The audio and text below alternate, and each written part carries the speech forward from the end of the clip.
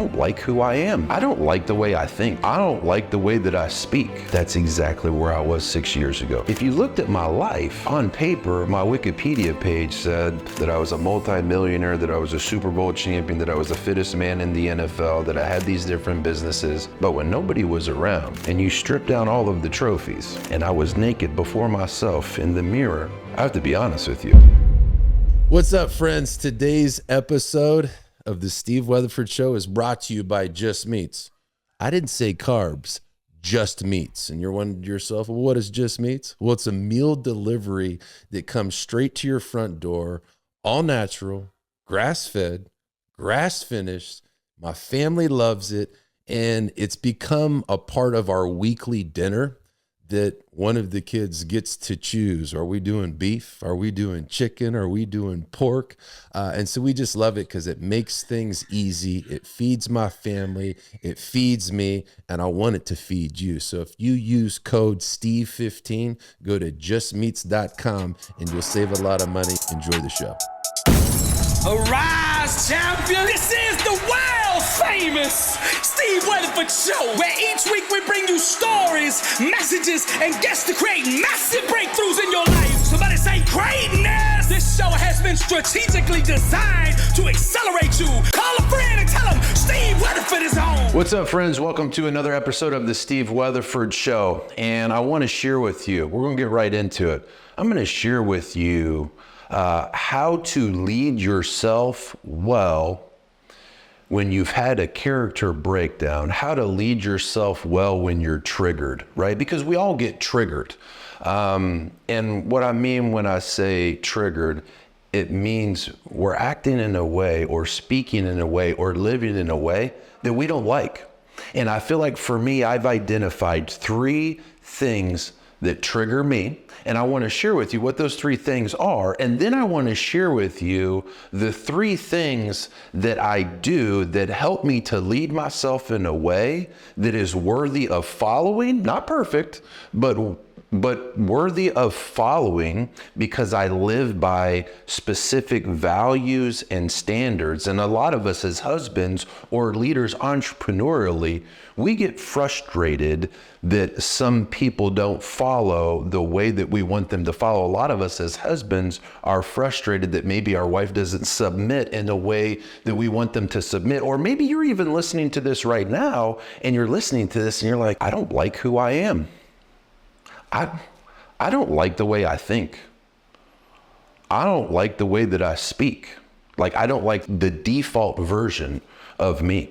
And listen to me, friend. That's exactly where I was 6 years ago. If you looked at my life, like on paper, my Wikipedia page said that I was a multi-millionaire, that I was a Super Bowl champion, that I was the fittest man in the NFL, that I had these different businesses. But when nobody was around, and you stripped down all of the trophies, and I was naked before myself in the mirror, I have to be honest with you, like, I hated who I was, because there were so many things about myself that I had never really shared or revealed to anybody. And because of that, I made up in my mind, even irregardless of all of these things, if my wife, if these people, if they knew the real me, they wouldn't really love me. They wouldn't really celebrate me. And I had to have a radical conversation with myself in the mirror. And I got really clear on what would it take for me to be proud of myself. And so hear me when I say this, everybody that's either watching this on YouTube, if you're watching this on YouTube, I want you to leave a comment and identify yourself and say, you know what, that's me. That's me. And when I say that's me, I only want you to type in the comment section if you're the type of person who has achieved some things that you thought would make you feel better about who you are or make you feel better about the life that you're leading. And that's me. I set all of these different missions and these different goals to set out to achieve. And the crazy thing is I achieved a lot of them. And none of them were more cathartic for me than the night that I won the Super Bowl and had the greatest game of my life. And if you haven't heard my full testimony, we'll we'll put the link to it in the show notes, but I had the greatest game of my life, and it ended up being the emptiest night of my life as well, because I realized nothing shifted and nothing changed in me. So I just wanted to make sure that I'm qualifying you, if that's you. Like if you're like, man, there's something about myself. Maybe you don't hate yourself, and maybe you don't have suicidal ideations the way that I did 6 or 7 years ago, but maybe you're just really frustrated with an area of your life that you're stuck. I want to help you to identify your triggers, and then I want to help you with a self-leadership tactic that I teach and that I coach to a lot of men that roll with me, that want to live legacy, that want to lead themselves in not just a respectable way, but lead themselves in a followable way as we pursue Christ, and we want our wife and other people to follow us in that way. How do we best do that if we're stuck in our junk, if we're stuck in the sand, if we keep having the same problems? So my 3 triggers, I'll tell you quickly, is when I don't get enough sleep, right? Man, it would be really tough for me to be a Navy SEAL. I would like to think from a toughness standpoint, I freaking got what it takes. I'll take some pain. I'll take some agony for a week. But the thing that I've noticed about myself as a professional athlete, I need my sleep. And not even just as a professional athlete, but like mostly as a father and a husband. Like if I don't get enough sleep, I can go out and still run a marathon and lift a ton of weights. But when I come home, my wife gets the peanuts of my energy. My kids might get the peanuts of my energy. That was the default person that I used to be. I used to be like an explosive temper, right? If things weren't just so, my fuse was so short with my kids. I didn't like that about myself. And I noticed that one of the triggers when I acted that way had a lot to do with the fact that like I wasn't rested. And so for me, if I had that awareness about myself, and more than likely you need sleep too. Maybe you don't need 7.5 hours like I do, but I want you to know what are those triggers for you, and sleep is probably one of them. And also nutrition. Like if I'm really hungry or I'm really tired, and if you combine the two, if I'm hungry and I'm tired, there's a much higher percentage chance that I'm not going to be the man that I want to be, that I'm not going to be a man that my wife is like, that's my man and I'm following him no matter what. And then the third one would be, and that's what I'm dealing with right now. Like as I sit in this chair, I'm dealing with some nerve pain in my back because of my professional career. Just imagine like a Major League Baseball pitcher. You know, he throws thousands and thousands of pitches over 10 years, and his ligaments and his tendons inside of his shoulders are much looser than what a normal person's would be. Well, that's how my right leg and my hip is. I swing my leg over my head thousands of times over the course of 20 years as a professional athlete in that specific role. And so my tendons and ligaments are a little bit looser than they should be. And so every once in a while, a disc will slip out of my low back and then it will sit right on a nerve. And when that happens, I'm not proud of how I handle things. I'm not proud of how I speak to people. I'm not proud of some of the thoughts that I have, right? And so I could only imagine what somebody would deal with, like, let's say like somebody that's in the military and sustains like a really devastating injury, and they come back and they deal with something like with what I'm dealing with, but they deal with it like for the rest of their life. Unbelievable. I don't like how I'm acting even right now as I record this. Like I'm forcing myself to sit down in the table, sit down in this chair because this chair is very uncomfortable for me. I'm triggered, man. I don't want to do this podcast. I'm freaking grumpy. And when my back hurts, I don't sleep very well, right? So now I'm on like a couple of days of not sleeping very well. And so I asked myself before we shot this podcast, like, what do I do a podcast on? Because I want to go home and I want to lay in bed. I want relief. I'm triggered. And I thought to myself, there's probably a lot of people that deal with like physical pain.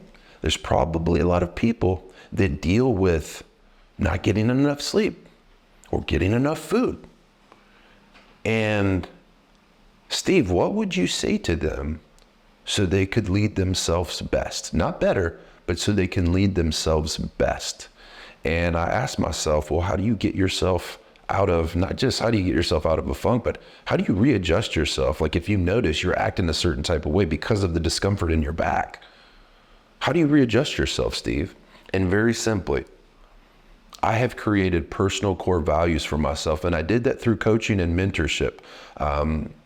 I had a radical encounter with God almost exactly 5 years ago at a men's conference. And when I came home from that conference, I decided to not just hire a business coach, but to hire somebody that helped me to design and then to begin to live out legacy, right? And that could only be taught to me by a mighty man of God who had that in his life. And so I hired that coach, and every 30 days we would get on a phone call for 1 hour and he would ask me questions. It would be laser focused on where I'm at and helping me to lead myself better. And then the second progression of that is that he helped me to lead my marriage and my family better, because I was already good at leading my business well, but I wasn't good at leading myself well. And because of that, I was working way too many hours. And when I came home, my wife and my kids got the peanuts. But when I think about it in my mind, my wife and my kids are the number one most important thing. But the enemy convinced me and justified to me, dude, you're doing it for your kids. But if I was really doing it for my kids, I wouldn't treat them the way that I'm treating them. And so it wasn't until my life was interrupted by the Holy Spirit and I was taught by a man how to actually lead yourself well, right? And so I chose 3 core values to lead myself with. And I said, you know what? This is how I get proud of myself. If I could just be a man of integrity, just be the same man in every single room that I go to, I would be proud of myself, because 5.5, 6 years ago, I feel like I changed depending on what room I was in. I was a fraud, I was a phony, and I hated that about myself.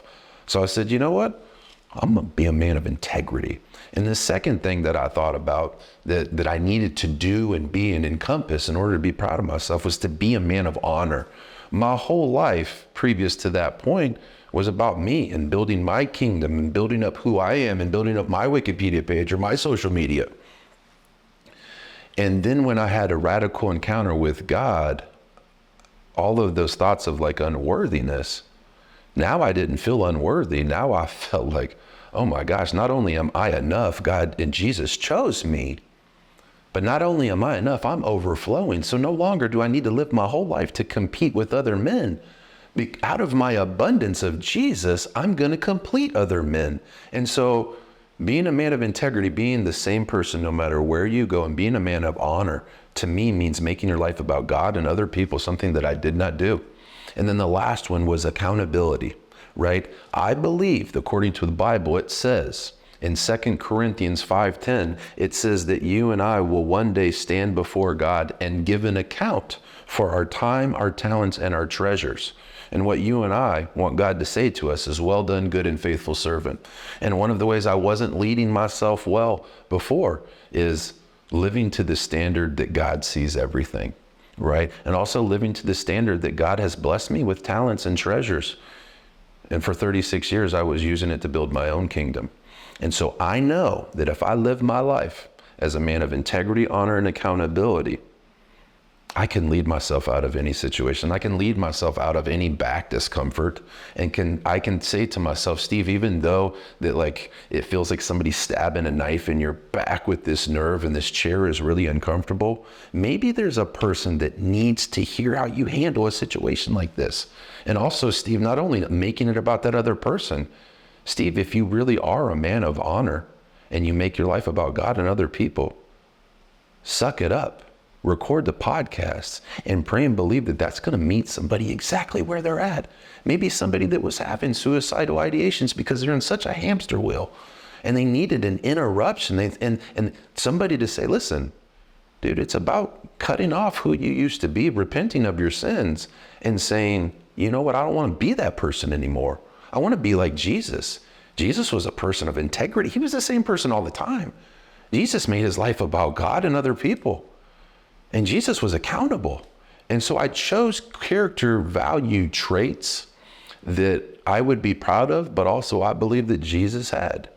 And so landing the plane in this episode, I encourage you to think about the things that you carry around that don't belong to you, right? Some of the mistakes of the past and some of these, I call them hamster wheel, right? Some of these different self-sabotaging coping mechanisms that we get into, like drugs or alcohol or porn, right? Those are all things that, like, to me, when I would achieve these things and nothing shifted and changed inside of me, I would justify it with I'm taking care of the stress. by drinking or taking drugs. And then I had a season where I justified myself. Well, I actually operate better this way. So I'm just praying and believing that through me operating as a man of integrity, honor, and accountability right now, I'm believing that this podcast is going to impact you in a deep and a meaningful way, that you'll let go of the past, that you'll repent of your sins, that you'll receive Jesus as your Lord and your Savior, and you'll get out of being triggered and you'll get into being in a relationship with Jesus, because this thing ain't about a religion. This is about a relationship.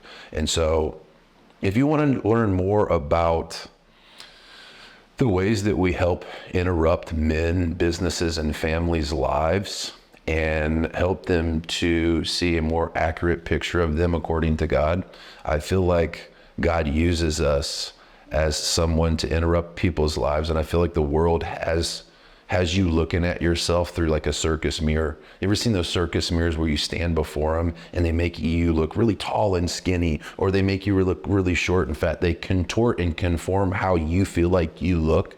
Well, the world has done that to so many men, so many businesses and families.